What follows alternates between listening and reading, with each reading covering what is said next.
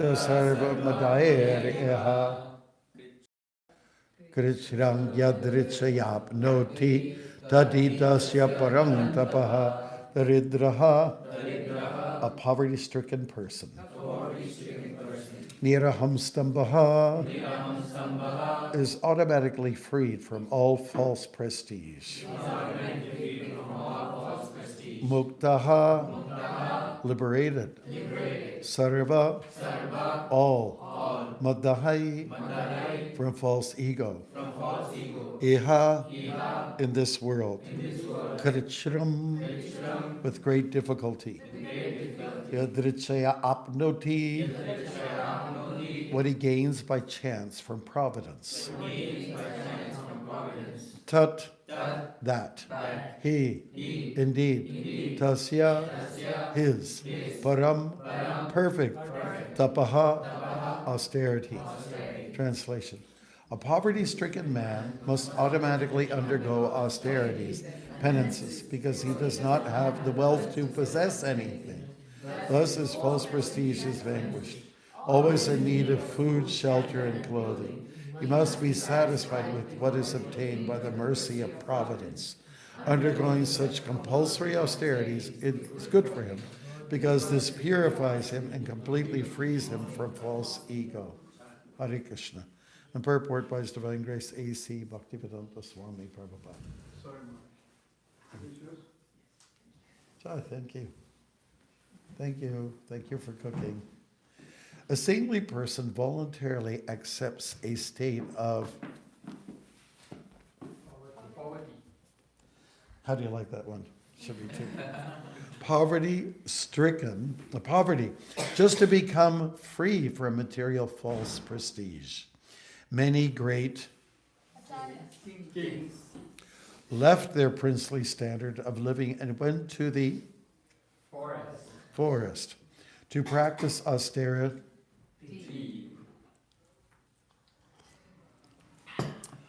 Yes, according to Vedic culture, just to become purified, yeah. But if who cannot voluntarily accept such austerity is put into a situation of poverty, he automatically must practice austerity. Austerity is good for everyone because it frees one from material conditions. Therefore, if one is very much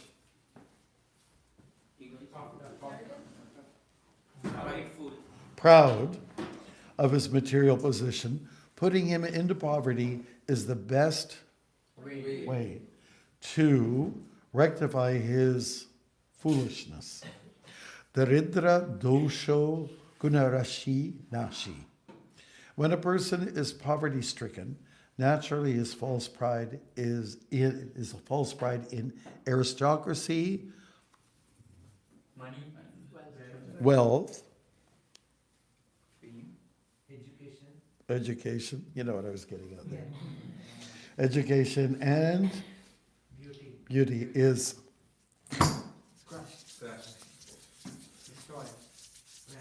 you mean S, S, S, S, M, M, M, M, smashed. Thus corrected, he is in the right position for liberation. Thank you. Haribol.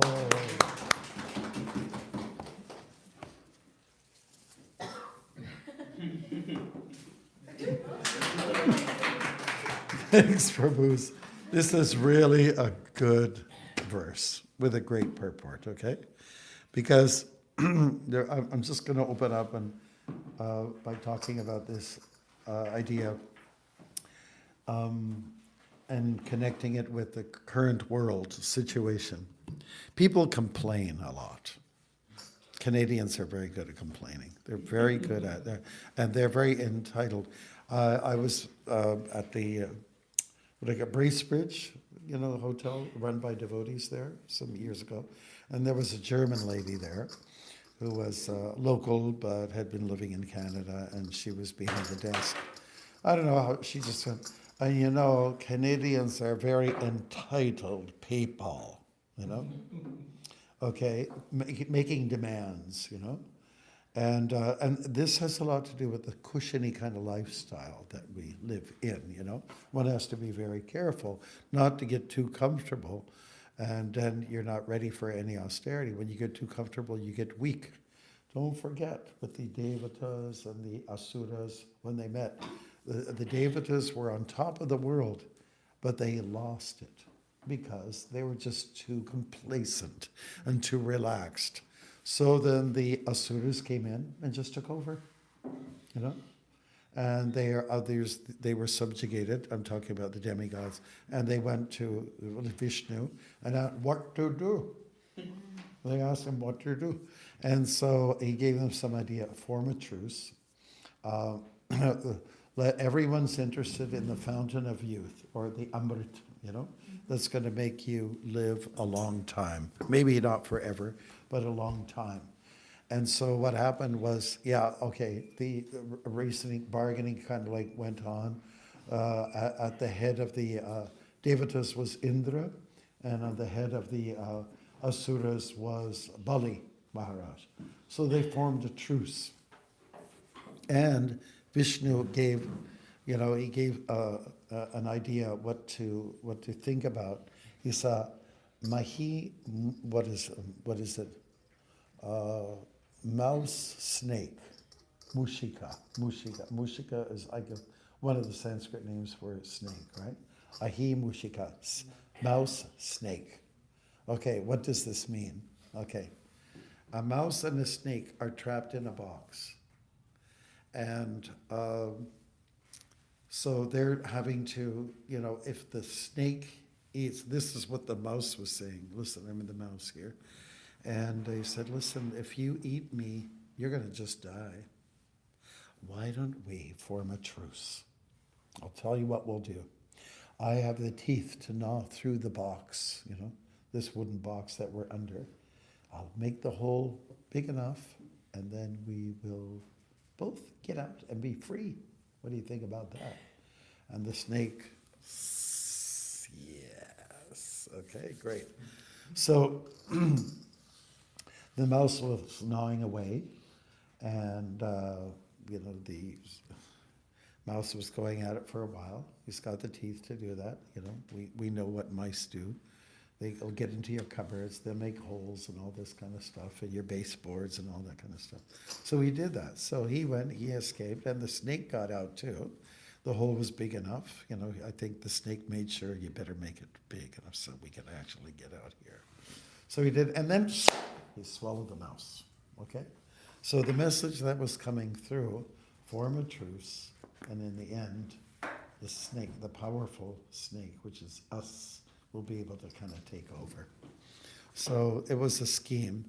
And another thing that Vishnu said, once they agree, make sure if they get a little bit squeamish, the Devatas were instructed, if the Asuras get a little bit, like pansy-like, and they make demands and they start to complain, just let the babies have what they want. This is how Vishnu was instructing, And so it went on. A real snake came, Vasuki, and he wrapped himself around the Meru mountain, and on top was Vishnu, on that hill. Should I just take care of this? Haribol Keshava, how are you? Haribol Maharaj, the name is Samir Roy Chowdhury. Chowdhury, for what was this again? I'm in the middle of a class. I just wondered, what was it about? Oh, sorry. The donation, yeah? Yeah, the donation he gave for the Mayapur Hospital. I'm sending the receipt. What's his first name? Email Samir Roy Chowdhury. Oh, Chowdhury, yeah, he's like in Montreal. Yeah, okay, great. If you get a chance, just Okay, yeah, in Montreal. Okay, I will, I'm going there. Okay, thank you. Prabhu, just 1 minute. Everyone wants to say Haribol to you. Haribol! Okay. Keshav is from Malaysia, and he was the temple president here for a while. Most of you know him. Okay, now, Where was I? And why? And why? Because he cannot help himself. There he is. Where was I? Vishnu. Vishnu sat on the summit of the mountain. And that mountain ended up moving. You know why? Well, underneath the mountain was a Matsya. Matsya. We're talking about different incarnations here, the different avatars. There was a Kurma was underneath, right? And he apparently had an itch on his back. So with this, this movement, because it was wrapped around this big snake Vasuki, and they were in the ocean of milk, and they were churning like a big milkshake, basically, right? Oversized milkshake. Gee, I wish I was there. And it was happening, and so the Kurma got his back relieved because the itch was being relieved because it was being scratched.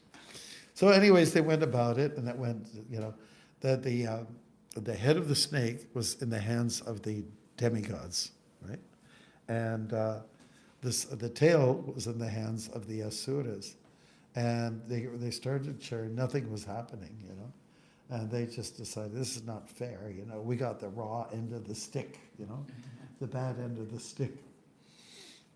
Now, by the way, have you ever heard a definition of a cigarette? Okay. A cigarette is a stick which has a fire on one end and a fool on the other end. So when it comes to this big Vasuki thing, the asuras were complaining, said it's not auspicious, to have the tail, So we're not happy with this arrangement at all.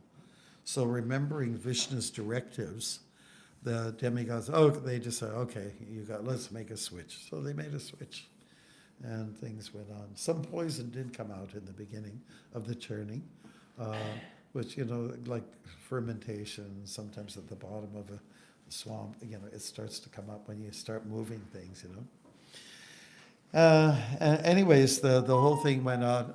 And remember, it was the Devatas who were, they had been conquered, They were humiliated. Now they had gained strength by siding with Vishnu and learning a little austerity. The Pandavas got strong too during their exile period. Ram, Lakshman, Sita, they became strong during their exile, So what does exile mean? It's that you're relieved of some distractions. You're relieved of the comforts of life, So it's a good idea not to get too comfortable. And, just be embracing austerity, tapasya, because it makes you strong. It helps build character. But in my travels, people say, they say, where are you from? I'm from Canada. Oh, Canada, cold. And then I say, well, you're from India, hot. And the thing is that we clearly have 4 seasons, right? And people will say this, when you have 4 seasons, it builds character in an individual. Like one of the places I go to is Hawaii, and the weather just kind of stays the same. To me, it's boring, honestly. I love the dramatical changes. It's wonderful. And when the snowstorm comes, it's kind of fun. Kids love it, and we're supposed to be like kids. Yay! Snow! I get to shovel the snow! Yay! The only reason why snow is a little bit of a hazard is because we have cars. Yeah. The cars are the problem, not the snow. The snow God created. You made the cars. So it's like that. So this, anyways, the poverty is good. I mean, I was raised as a Catholic, so if you become a priest or a nun, you take a vow of poverty. Say, I agree to live simple, right? And in the ashram, it's a little bit like that. Although we have the best food, we have the best music, we have the most exotic clothes, You know, I have to wonder sometimes, I have to scratch my head, well, where is the austerity here? You know? And I was telling some of the boys, you know, why don't you take a cold shower? At least, you know, you might warm up with the original, but at the end, give a good cold Arctic blast. And it gives incredible strength, you know. It starts getting the blood moving, and then you feel warm for the rest of the day. And I also say, take the austerity, go out there. People get sick when they stay inside, but if the weather, it's better to go outside. I think I mentioned this before. On the marathon walks that I've been to, I never got sick.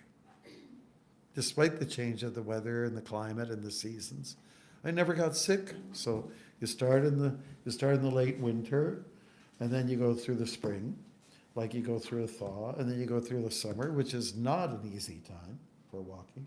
And then, you know, then the fall comes in, kicks in, which is not like probably the best time to walk. And then you get the snowstorms, you know, in Quebec, in northern Quebec. But I never got sick. I never got sick. So I think there's something to be said about, you know, going out there and accepting kind of like the way things are. It's a matter of mind over matter. Mind over matter. Okay? So the message here is very clear. When you have this character building going on, in other words, you don't get too comfortable, then you are in a, you know, you're in a state where you're much more eager to learn. Like we learned that in the communist countries, people were very deprived of, you know, the fairly good life, you know, and that's why ISKCON was so successful at the Eastern European countries, including Russia, because the people were deprived of studying. They're discouraged from going to churches and stuff like that. You know? So they were the most eager, more enthusiastic than the comfortable North Americans and your Western countries who are lax, who are complacent, you know. So, you know, things are shifting.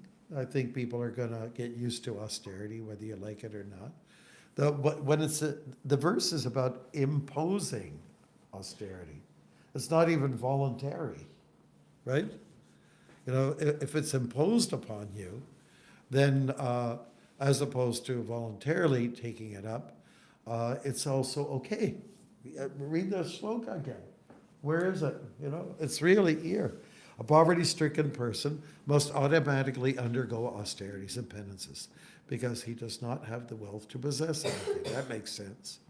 Thus, his false prestige is vanquished. You know, he gets humiliated. He has to play a humble role, you know. Always in need of food, shelter, and clothing, he must be satisfied with what is obtained by the mercy of providence, undergoing such compulsory austerities, you know. That means it's imposed on you. And that's what living in monasteries is all about, ashrams, or like, you know, I've been to Israel and I've met a lot of young people. They spend time in, the girls spend 1 year in the army, the boys spend 2 years in the army. And, you know, it's austere, it's not very nice. But you know what a lot of them do? They go to Goa. And then they go to the beach and they smoke dope for a while. They go back to some so-called comfort. But you have to know that that's not the place to be. It's just not the place to be situated in your life, to be in comfort. Remember Hiranyakashipu? Kashipu, Hiranya. Hiranya means gold, and Kashipu, like the name implies, oh, Kashipu. You got your, you know, comfortable pillows all around you, you know, soft bed. That's how we used to translate it. Hiranya means gold, and Kashipu means soft bed, means spending too much time in the bed. You all know what it's like having to get out of bed. Like it's easy to get in, hard to get out. Yeah, but that hard getting out is like people who have a little bit of that gnawingness, you know, like we're talking about the mouse gnawing at the wood gnawing. So there's something gnawing inside of you when you're really interested in spiritual advancement, making a lot of progress. There's something, I want to be serious. I want to die before I die, meaning I want to leave this world in a comfortable position. So, I've got this, thing that's gnawing at me, bugging me.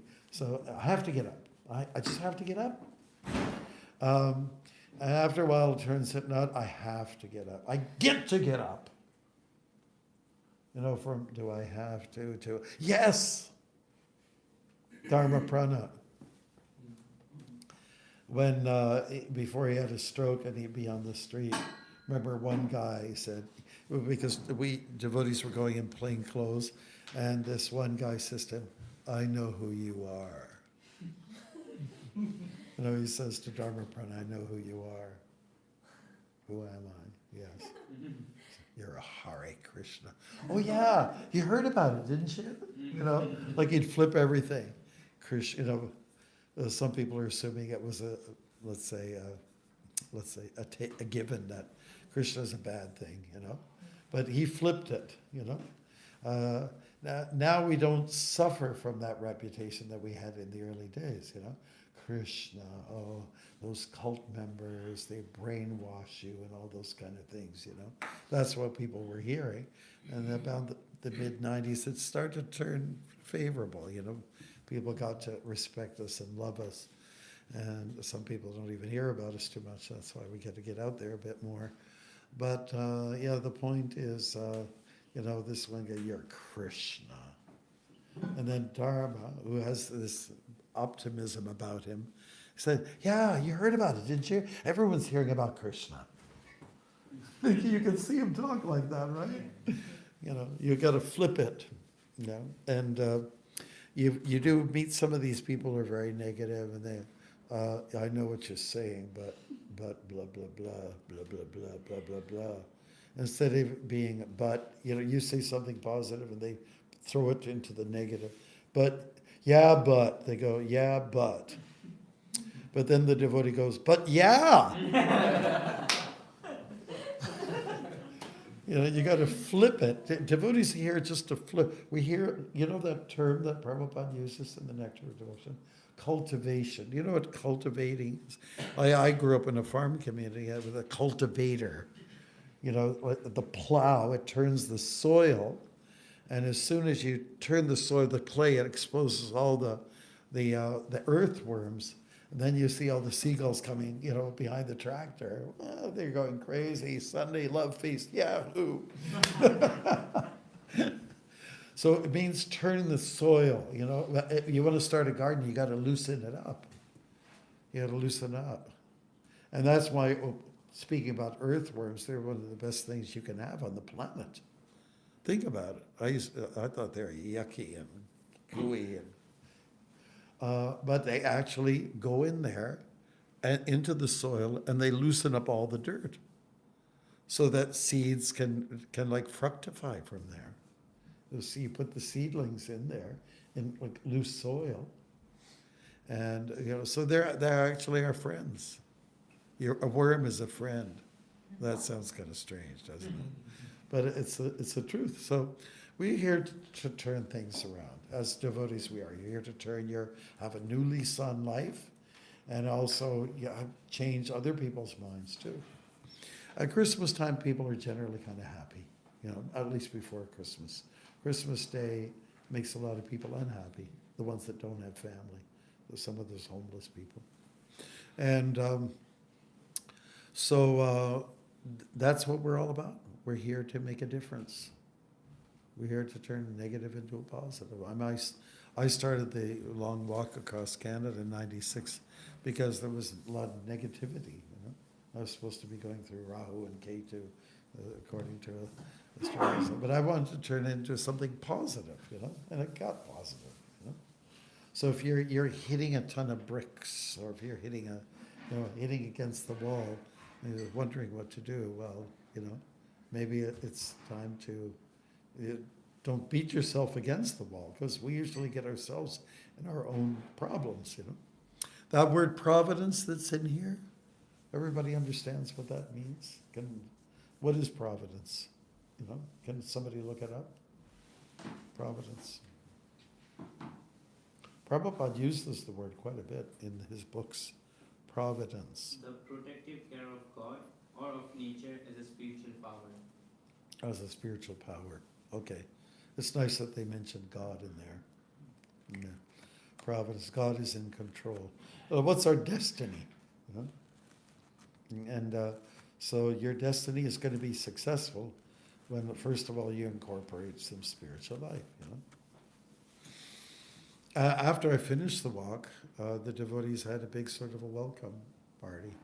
And we invited, it was Barbara Hall. She was, I think it was her at the time. She was the mayor of Toronto at that time. And the language she used was really nice. You know, she started talking, and one of our ladies gave her a garland in the middle of the talk, which you should never do. You know, should do it before they speak, right? So anyway, she was starting, and then suddenly this two hands come. Okay, thank you. So Barbara Hall, she was saying, yes, the spiritual component in life is very important. You know, so in the world of capitalism, the world of consumerism, there's very little scope for spirituality. But if you could put the spiritual component in there, it's okay.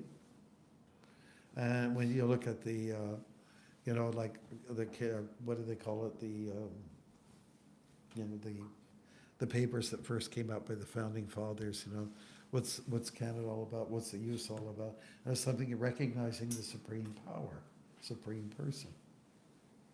Do we live by that now? No. We don't. We don't. The spiritual component is not important. In fact, a lot of the churches are empty, and we're buying some of them. Devotees who even bought in Brooklyn, they bought a synagogue. Oh, a what? Synagogue for the Jewish community. You know, and quite some time ago, on whatever that street is, I forget the name of it. Skirmahorn, right? Strange name. But so, you know, really people have abandoned their spirituality, you know, what their ancestors were very much passionate about. It's just not going on the way it was. Now they've become maybe tourist sites, like those of us who went to Montreal, went to Brother Andre's place on top of the hill. And it's beautiful, but it's kind of like a tourist place, you know, because you look and oh my God. Yeah. So it is important to, you know, if you want to be successful spiritually, you have to have, if you want the spiritual component, you have to have the austere component. That means, for us, basically means we fast occasionally, half-day fast, which is not a big deal. Full day fast is a little bit more of a deal, especially at Janmashtami time when it's hot. 1.5 days. 1.5 days. Oh, okay. Oh, yeah. Well, but you have your feast, and then you have another. You know. So that's our main austerity, you know. Of course, we don't go to the clubs. We don't go to the disco club or anything like that. Anybody go to the pub lately? Anybody gone into the pubs lately? That's not a pub. That's not a pub. Pub. Yeah. And has anybody gone to the House of the Rising Sun? It's supposed to represent like a prostitute's kind of place. Has anybody been there lately? No. Anybody gone to the casino lately? No. Okay, so we're doing pretty good. But to abstain, you know, every guy should be learning how to abstain, and every girl that is interested in spiritual life is you have to abstain. Abstinence means stay away from it. Contraception, no. You know, Maya comes at you, no, thank you, and then I said no, and then you close the door. Don't you understand what the word no means? Get out. Get off my property. So that's the way we have to deal with these, the illusory energies. That no, I don't want it anymore. And we abstain. Yeah, we fast from certain things, and we're quite happy. To me, I think it's sense gratification. You know, what we are living is totally sense grat. Best food, you know, comfortable clothes, pretty much. There's a little bit of a hassle, you know, when this falls down. You know, like, can you want to demonstrate where it falls down? Several times a day, and then you hit somebody in the face. Or the ladies, they're usually encouraged to wear a sari, but that the veil falls off, and they're constantly going like this. Constantly. Right? So, that's some people put a pin in there. Okay, so pinprick, you know, the pinprick of life. You know, a pin, the end of a pin, it's so insignificant, but when it's pressed against your thigh, you really feel it. So Maya is very powerful. It pretends not to be, opposes not to be, but we know it's very strong. So anyways, Maya puts us through hardship. Better to just accept voluntarily hardships, you know, and if it doesn't, it's going to come to you anyways. Every decade or every 2 decades, they talk about a downturn of the finances. We're going through a recession now, so tighten your belt. And it's okay, because then people are forced to cut in certain areas. I think this is a luxury right now. We don't need it right now. Unfortunately, some people are laid off, but that's also not always the worst thing. So now you have to go and hustle. You got too comfortable with that boss. You got too comfortable with your work. So sometimes you have to be shaken up. You have to be shaken up, you know, and that's a good thing. So whatever is for a devotee, anything that's bad is good. Anything that's good is good. And anything that's good is also bad. Good meaning getting relaxed, getting comfortable. So that's why they say, get out of your comfort zone. Right? When we had the meetings in Montreal recently, we insisted, okay, you were sitting there yesterday. You do not belong there. You sit to go to another table, another chair. You're getting too comfortable. Psychologically, it's good to move around a little bit, then you see from another angle. That's the whole idea, you know? So that's why people are encouraged. Don't get too comfortable in your house. Go on a pilgrimage. Go for a vacation. But our idea of vacation is going to Vrindavan or going to the farm here or going to India. And it's, by the way, one of my friends from Hamilton, he went to India. And he says, and he's a very bright, intelligent guy. Henry is his name, Vandenberg. He said, you know, India is like, what did he say? It's not, going to India is not, it's not a vacation. But he was talking about it's an experience. Those are the words he used, an experience. An experience is always good, helpful. So thank you, Prabhus. Let's open it up for questions, and then it's time for prasadam, and then we just need to finish the thingy. Okay? Yes. I feel like Brahma. Okay, who should it be? Who's the oldest? Oldest is You're oldest? Okay, it's you. so. I had to settle the matter somehow.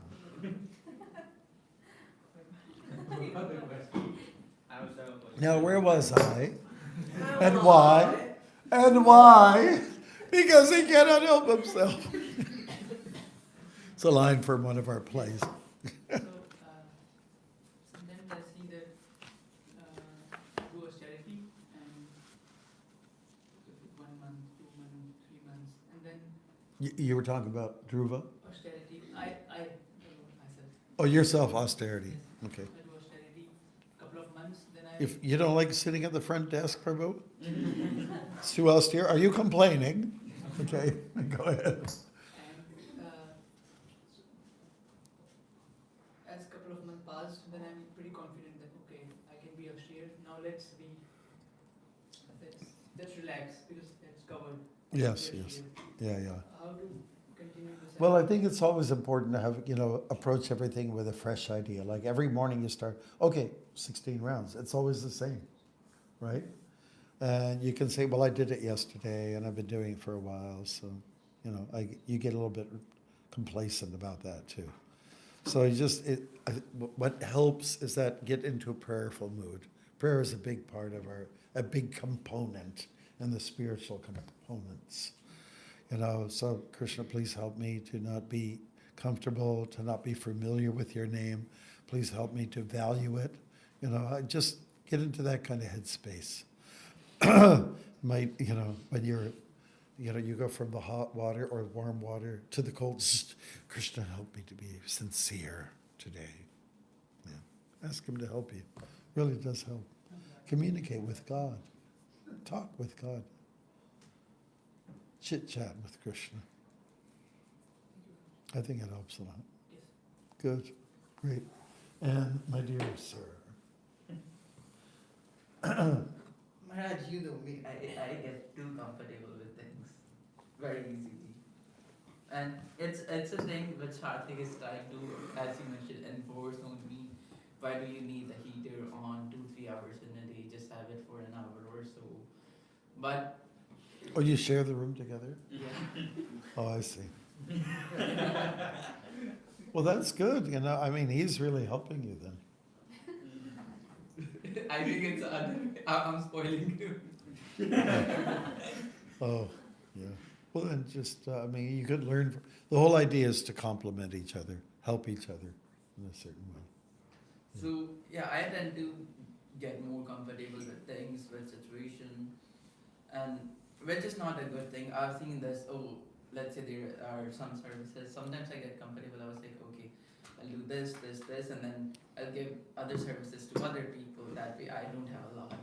And same with my room. If you come to my room, there are a lot of things for comfort. And you just mentioned that it is not good for the spiritual component. Yeah, that's right. It's not. So, So can we go in your room and eliminate a few things? yes. Yeah. Your side of the room. So I don't know. For me, it's like it's a normal nature that somebody goes for comfort, even in the material world. Mhm. So how do we move? But you don't want to be in the material world, right? Yeah. So that's Who wants to stay in the material world here? I don't mind staying because get a chance to, serve a lot of people, right? Yeah, so how do we come to that mentality that okay, because for me it's so hard to judge that this much amount of comfort is good. Like in the morning, if you see that thing is too austere for me, like without the heater on. Oh, it's austere for everybody. So what is the question?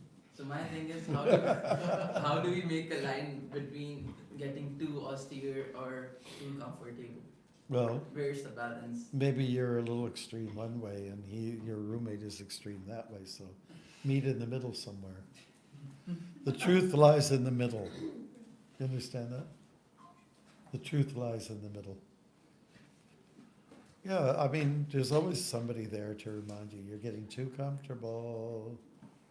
Behind the wheel is you're nodding off, driving, and if the passenger says, "Wait a minute," snap out of it, have an apple, keep yourself.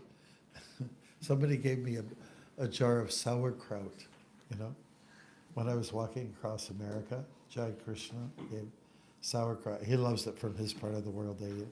So if one of our drivers was getting a little sleepy, we just open the jar, put it by their nose. Yeah, so take the good advice. Because let's say if we go through a war and you have to really be selective about what you're eating, and you might not be able to take a bath some days. You might have to keep on your sweaty, horrible clothes. You know, you might be in that kind of situation. We might be there someday. Well, what are you going to do? Just get frustrated, get angry, and you know. Maybe you're in the trenches and you just can't leave the trenches, and you're stinking, and everyone else, everything's just falling apart on both sides of you in the trench. You have no choice. That's when people get real spiritual. That's when they really start to, God, please help me. Like you hear from some of the American boys who went to the Vietnam War, and they were in real precarious situations. And then they get down on their knees, God, Jesus, help me, because it's so, you know, they're ready to die. So, you know, that's why, you know, getting some training as we have here, or, you know, we're talking about joining the army or something like that. It's not that, you know, some people, they just snap right out of it. Their passions change, you know, they have to, yes, sir. No, sir. I mean, sometimes it gets a little extreme, but you learn to be a little bit of a gentleman. That's the idea. Because, you know, otherwise, if this, we call this an academy, and if it's not a bhakti academy, it could be like a party animal place. Always having a party. Which is where a lot of students are at these days. Yes. Yes, we had a devotee, Ishwar Prabhu, I don't know, I forgot his name. He was from Israel, yeah, from Israel. He was here last week, and he was talking about the situation over there. Where? Which one? From Israel, he was from Oh, Israel. Uh-huh. Yeah, and he was saying like people are more receptive and open to Yeah. this spirituality when Yeah. there's very austere situation going on. So, Yeah, that's right. Yeah, we find like in Cuba, people are also receptive, you know, because they're living in fairly deplorable places. So it's not the worst thing. It's when you know, live in a high-end neighborhood, and so, you know, you're not going to be very interested. So you're not going to be very sincere. So sincerity is a key factor in developing your spirituality. So, you know, we're having to go through it with the lack of heat. yeah, I had a question as well. There are all kinds of services. There are services which I like, services which I don't like. Mm-hmm. And it's really austere for me to do services which I don't like. Mm-hmm. How do I do that? Keep doing it, because again, that's going to build character. If you just do everything you like to do, well, again, you get complacent, and complacency is the worst enemy. It's line from the play. What's that? It's line from the play. Oh, yes, which play was it? The Vamana. Vamana? Oh, yeah. Yeah, we put that in there. That's my line. What's the line again? Complacency is one's worst enemy. Shukracharya warns Bali Maharaj, you know, you're getting, you know, too complacent here.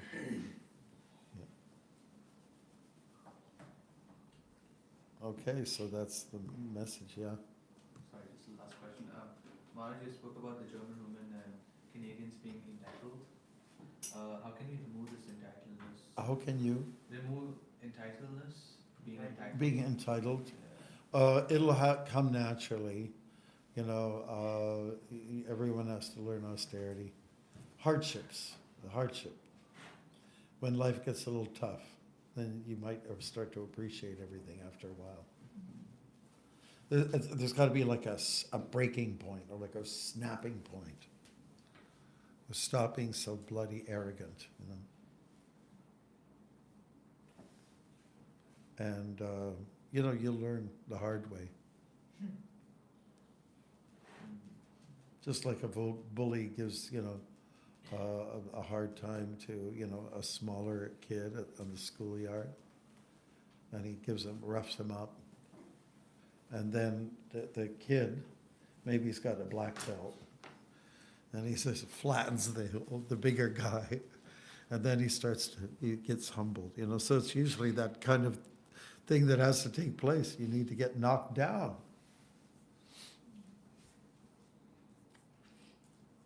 So you're just setting yourself up.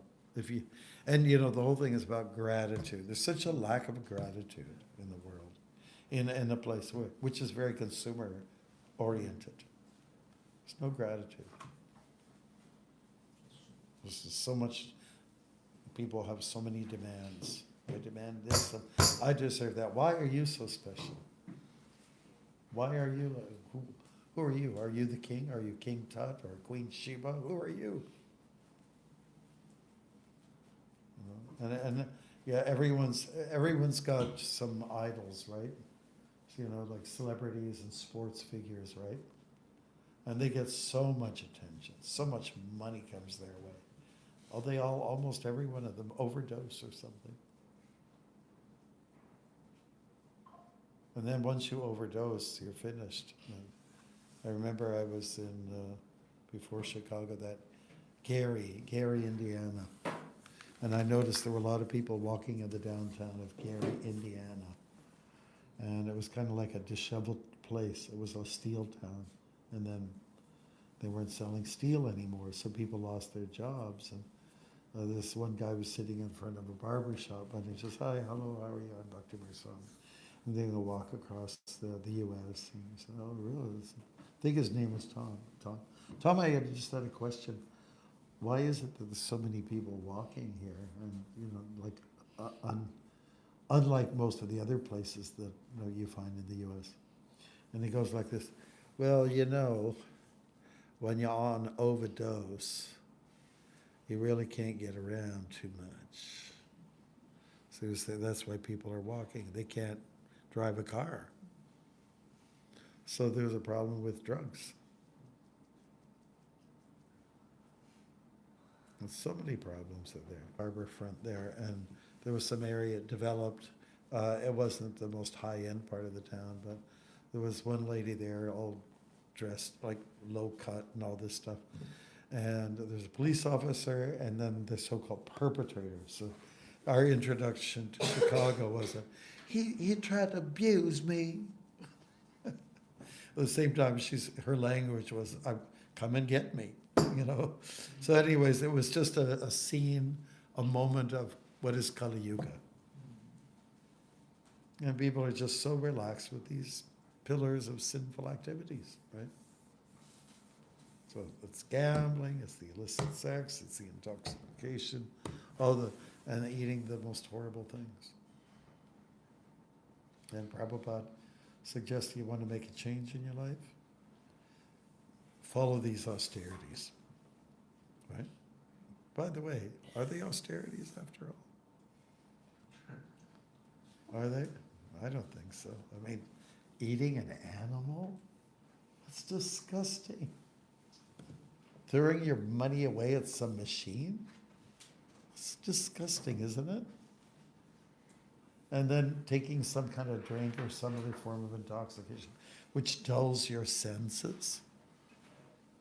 What kind of an idiot are you?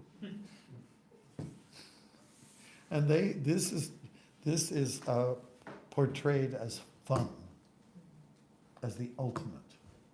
Well, some people go for it, and then they hit rock bottom, and they say, "I've enough. Enough is enough. I'm not going to take this anymore." All right. Thank you so much, Prabhus. Haribol.